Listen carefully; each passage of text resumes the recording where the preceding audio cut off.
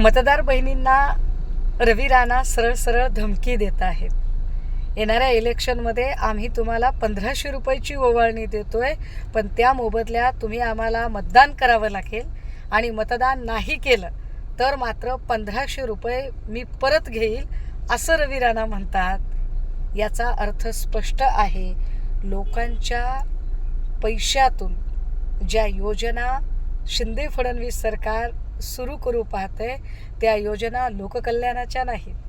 त्या योजना महाराष्ट्रातल्या बहिणींची खरंच काळजी आहे म्हणून नाही, तर महाराष्ट्राच्या बहिणींच्या रूपात फक्त आणि फक्त मतदार बघून मतांवर डोळा ठेवून सरळ सरळ ब्लॅकमेलिंग आणि धमकी करण्याचा हात देण्याचा हा प्रकार आहे की तुम्ही आम्हाला मत द्या तर आम्ही 1500 देतो, मत नाही दिलं तर मात्र 1500 परत घेतो. कुठला भाऊ आपल्या बहिणीला दिलेली ओवाळणी परत घेत असेल बरं? पण ही संस्कृती भाजपावाले दाखवूच शकतात, कारण भाजपावाल्यांना संस्कृतीशी काहीच देणं घेणं नाही.